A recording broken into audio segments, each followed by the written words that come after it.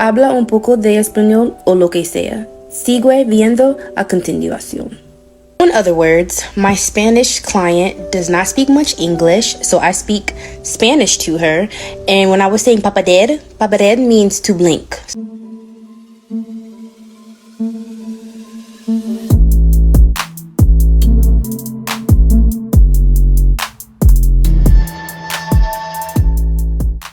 Developing tonight, we begin with a tragedy in Tamarac. A young mother found dead inside a burnt-out apartment just after Christmas, and her family believes this was no accident. And they even say they know who did it. This guy was texting her weird things. She said that he's being a stalker. She has a 4-year-old child now that we have to raise, and we have to tell him that his mother's gone. It's not fair. I was terrified. The banging, the screaming, the call 911. She had everything. A thriving business, a loving family, and a beautiful son. But just hours after celebrating Christmas, Keera's life would end in the most horrific way. December 25th, 2023 was a day of joy for 29-year-old Keera Brabham. She had spent the day in Vero Beach, Florida, celebrating Christmas with her family. Keera's social media posts reflected her happiness and gratitude for her family and her 4-year-old son, Nico. But as the clock struck midnight, Keera returned to her apartment in Tamarac, Florida, unaware that these would be her final hours. At 3:30 a.m., a chilling scream echoed through the Versailles Gardens condominium complex. Moments later, flames engulfed apartment 203. Inside, Keera was trapped. Emergency responders arrived swiftly, evacuating residents and battling the blaze. Tragically, Keera was found unresponsive. In this video, we're not just going to report facts. We're going to walk through the last days of Keera Brabham, a woman whose dreams were cut short by a devastating fire. We'll follow the trail of smoke and uncover the dark suspicions that followed. We'll try to understand, how could this happen? Who could have done this? How could someone's life just end like this? But here's the thing. What her family discovered after the ashes settled, after they were left picking up the pieces. It wasn't what anyone expected.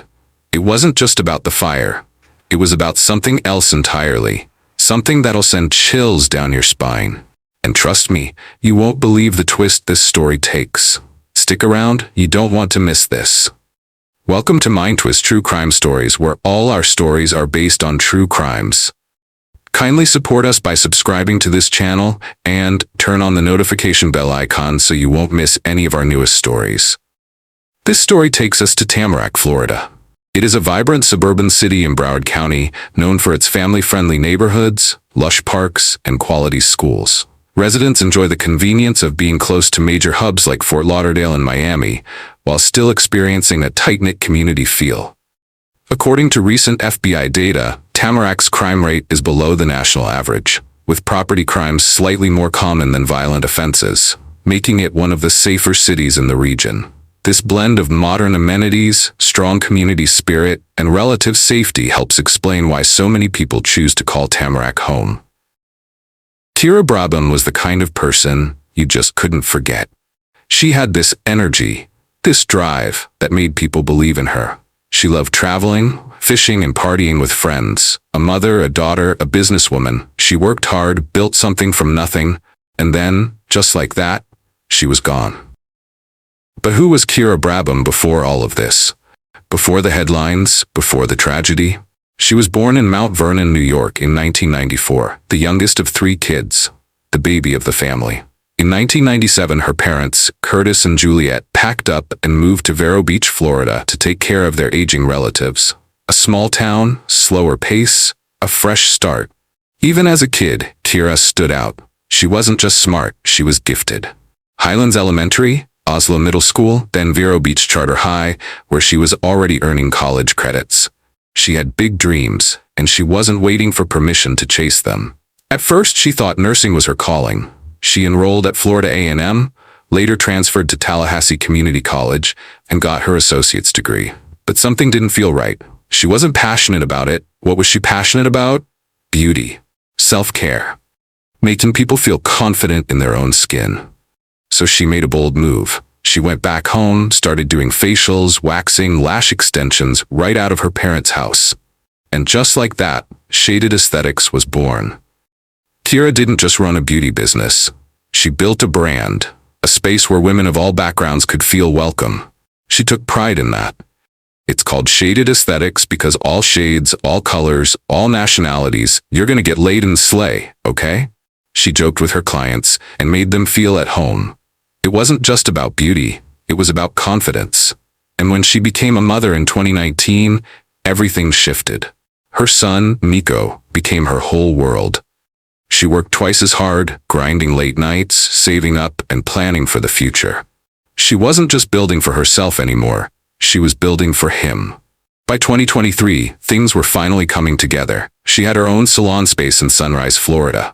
Her business was booming. She was independent, successful, and happy. But here's the thing about life. Just when it feels like everything is falling into place, that's when it all falls apart. Because while Keera was busy securing her future, something else was happening behind the scenes. Something she didn't see coming. Or maybe she did. At first, he seemed normal, just another guy who showed interest in her. Laren Lenworth Emile, 31 years old. A man who, from the outside, appeared quiet, reserved. But behind closed doors, something was off. Keera met Emile sometime in 2023. She was running her business, raising her son, living her life. He came in like most men do, charming at first. The kind of charm that seems harmless, until it's not. Friends started noticing things. The way he watched her when she was talking to someone else. The way he needed to know where she was at all times. Possessiveness, jealousy, control. At first, she brushed it off. He cared, right? That's what caring looks like. Or at least, that's what she told herself. But then, the little things became bigger things. Keera had seen enough. She wanted out. 4 weeks before her death, she made the decision. It was over. But to Emile, that wasn't an option. The texts didn't stop. The calls didn't stop. He always seemed to know where she was. Her family noticed. He won't leave her alone, her sister Stephanie said. At work, at home, it didn't matter. He kept showing up. Those calls, those uninvited visits, they weren't just annoying. They were a warning. A warning that something dark was building. And that warning? It was about to explode. Have you ever had to deal with someone who just wouldn't let go? Because what happened next? It's a chilling reminder of how dangerous that kind of obsession can be. Christmas Day 2023. It was supposed to be a time for family, for love, for joy. And for Keera Brabham, it was. She spent the day in Vero Beach with her parents, her siblings, and most importantly, her 4-year-old son Nico. They ate, laughed, and exchanged gifts, a perfect holiday. But perfect never lasts. Later that evening, Keera packed up and was ready to drive back to Tamarac. It was late, the roads quiet, just another trip back home. She decides to leave Nico at her mom's. She had no idea she was driving straight into danger. That same night, before she finally headed home, she decided to hang out with friends and family. At a nightclub in South Florida, music pumping, people dancing. She was supposed to be unwinding, letting loose. But something or someone was on her mind. Then the messages started. Laren Emile, her ex. The man she had broken up with weeks ago. He wasn't letting go. He's acting weird. Like he's watching me. Keera complained to her sister. She decided to head home alone. It's 3:30 a.m. Versailles Gardens condominiums. The silence of the night is shattered. A loud argument. A woman's voice, screaming. Then, bangs, crashing, something breaking. Neighbors woke up confused. Then the fire alarms, smoke, thick, heavy, pouring out of apartment 203. Call 911. Someone yells. People running, terrified. And in the middle of it all, Keera. I was terrified. The banging, the screaming, the call 911. A neighbor describes the terror after a woman's apartment goes up in flames. She never made it out. Loved ones had just enough time and had just been with her on Christmas yesterday. And tonight they have a lot of questions about what happened inside her apartment. CBS News Miami's Ted Scouten joins us live now in Tamarac with the latest. Ted. Yeah, Naja and Elliot, that family is heartbroken tonight. It was around 3:30 in the morning when they got the call that a fire had broken out right back there inside apartment number 203. That's here in Tamarac. Tonight we're hearing from one of the neighbors who tells us what he heard just before the flames. So today we're making pancakes from scratch. Say from scratch. Yep. Keera Brabham was a loving mom to her young son. Her mom, stunned, telling us she got a call early in the morning that her daughter's Tamarac condo was on fire and she did not survive. My daughter's gone. I mean, she was at my house yesterday. We had Christmas dinner yesterday. You know, we spoke yesterday. She did not deserve to die. Now they have to break the news to her little boy. She has a 4-year-old child now that we have to raise, and we have to tell him that his mother's gone. It's not fair. I was terrified. The banging, the screaming, the call 911. Brian Marty lives nearby. He said around 3:40 in the morning, he heard commotion coming from Keera's unit just moments before the fire. I tell you, it was just screaming and yelling. As soon as I walk out, I see smoke coming out of the windows, the cracks of the door. She ran a business. She's a business owner. Keera's sister Stephanie was with her just hours before the deadly fire. She said Keera was concerned. My sister and myself and her friends, we went out last night to the club. While we were in the club, she tapped me on my shoulder to let me know that this guy was texting her weird things. She said that he's being a stalker. Now, at this point, BSO is not releasing very much information. They do tell us, however, that they're awaiting the results of an autopsy to figure out the cause of death. Firefighters arrive within minutes. Residents scramble out of the building, coughing from the smoke, covering their mouths, eyes wide with panic. The fire crew rushes in, weaving through the dense haze, searching for survivors. Then they find her. Keera is on the floor, unresponsive. No visible burns, no movement.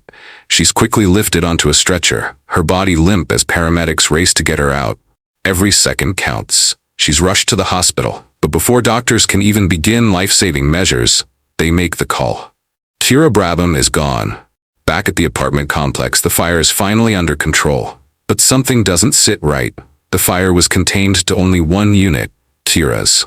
And as investigators step inside, they notice details that raise even more questions. Why did this fire start? Why was Keera the only one inside? And why was her car missing from the parking lot? Now here's the thing. It wasn't just the fire, it was what happened before the fire. Brian Marty, a neighbor, he heard it. Arguments, loud bangs, then a woman screaming, "Call 911." Imagine hearing that. Your heart is pounding, wondering what's going on. Her family is devastated. Just hours ago, she was celebrating Christmas, laughing, taking photos, making plans for the future. Now she's gone. And what investigators are about to uncover will turn this from a tragic fire into something far more disturbing. Developing tonight, we begin with a tragedy in Tamarac. A young mother found dead inside a burnt-out apartment just after Christmas, and her family believes this was no accident. And they even say they know who did it. Local 10's Ian Margol is live at the scene with our top story tonight. Ian. This family is absolutely devastated, and it's understandable why. A 29-year-old woman dead after her apartment caught fire. Her loved ones worried this was intentional.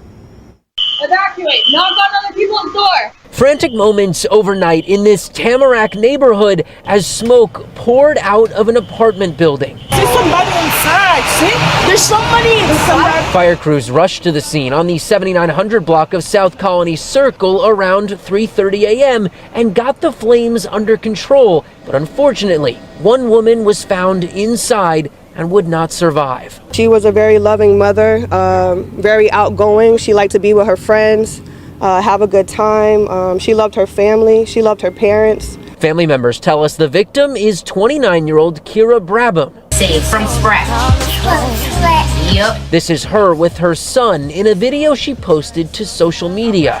Her loved ones say she had gone out with friends Monday night and that they believe this fire and her death might not have been an accident. Instead, they worry a jealous ex may be to blame. She broke up with this guy about 3 or 4 weeks ago, and listen, if you had a problem with her and you had to hit her, you didn't even have to hit her, but if you did, why kill her? She didn't deserve this at all. She didn't deserve this. If someone doesn't want to be with you, leave that person alone. That doesn't mean you go and kill them.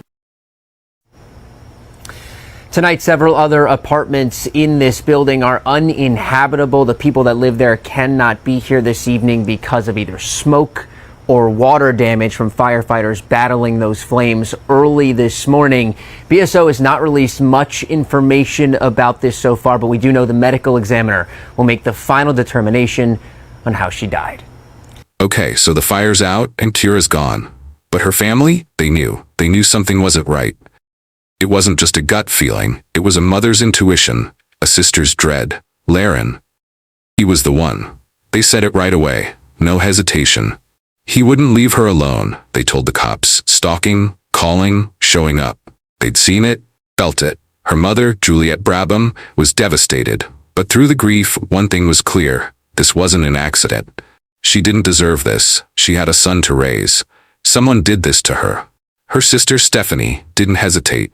He was stalking her. We know who did this.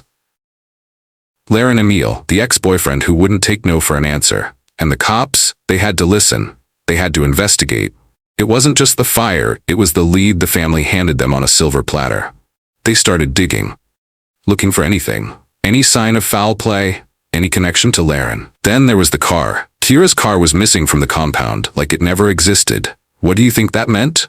Where did it go? Who took it, and why? Was it Laren? Was it a clue? Or was it a red herring? The missing car is a sign that this wasn't just a fire. It was something planned, something vicious. And what they found next? It changed everything. It took them down a path so twisted, so dark, you won't believe it. Authorities have not yet released Keera's cause of death, leaving us waiting for answers. Meanwhile, fire investigators combed through the scene, testing for any accelerants that might point to arson. Detectives soon began talking to Keera's family, friends, and neighbors. A clear pattern emerged. Keera was scared of Laren Lenworth Emile. She'd warned those close to her about his unpredictable behavior. And then there's another twist. Her car was missing from the scene. Why was it nowhere to be seen when it should have been right there? Some neighbors recalled hearing a struggle just moments before the fire. The burn patterns and other evidence indicate that this fire wasn't a tragic accident. It appears to have been set intentionally. And then, the arrest warrant. That moment when they have enough. Enough to bring him in, enough to charge him. It's a process, a long, hard process. But they're determined. They're going to get justice for Keera. Nearly 2 months passed after that fateful night. By February 2024, Broward Sheriff's Office had pieced together enough evidence to take action. They arrested Laren Emile, charging him with first-degree murder and arson, and he's now held without bond at Broward Main Jail. For Keera's family, this moment was both painful and vindicating. We knew it was him. We just wanted justice, they said. After an intense investigation that left many questions unanswered, the arrest finally pointed the finger at the man they believed was responsible. Could this be the closure they've been fighting for? Arrested the ex-boyfriend of a 29-year-old who died after her Tamarac apartment was set on fire, and they charged him with her murder. And NBC6's Kim Nguyen has more from the victim's sister, who says the family is breathing a huge sigh of relief. Kim? Yeah, that's right. And right now, the suspect is being held here at Broward County Jail. The victim's sister says they suspected from day one that he was the one who killed her, and says that they are glad he's off the streets. We got the justice that we deserved. We're grateful. Stephanie Gladman says today she got the phone call she's been waiting for months. We got a call this morning stating that he's been arrested. The he she's referring to is 31-year-old Laren Emile, her sister's ex-boyfriend. We never thought this man would take my sister's life, and he did. Emile is charged with arson and premeditated murder for the death of 29-year-old Keera Brabham. Investigators say Brabham was killed in a fire that broke out in her apartment in Tamarac the day after Christmas. Gladman had just seen her sister hours before. We were all at my mom's house Christmas Day. Gladman said her sister had recently broken up with Emile and says she told them that his behavior had gotten scary. He was becoming like a stalker. She told him, I need you to leave. When can you leave? Please move out.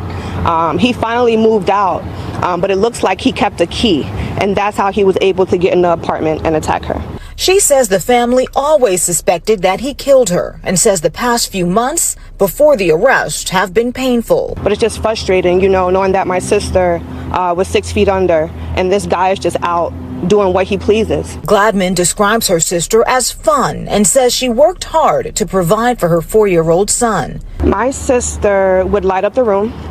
bubbly personality. She sends this message to other women to always pay attention to red flags. Any woman or any lady dealing with any situation to where a man is being abusive towards you, do not take it for a game. Do not take it lightly. Tell your family, tell your friends. And Emily is being held here at the jail with no bond. They're grieving. You can see it in their faces, hear it in their voices.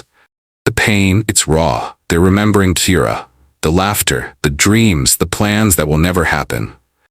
The what-ifs that keep them up at night. Tributes they pour in. Stories, memories shared online at gatherings. Everyone wants to remember her, to keep her alive in their hearts. It's like they're trying to hold on to her, to not let her slip away completely. But the hardest part, it's Keera's son, Miko. He's just years old. How do you explain to a little kid that his mom is gone, that she's never coming back? It's heartbreaking. It's just wrong. How do you move on from something like that? How do you rebuild your life when someone you love is taken away? It's a question they're all asking. And the answer? It's not easy, it's not quick, and it's definitely not something you can just forget.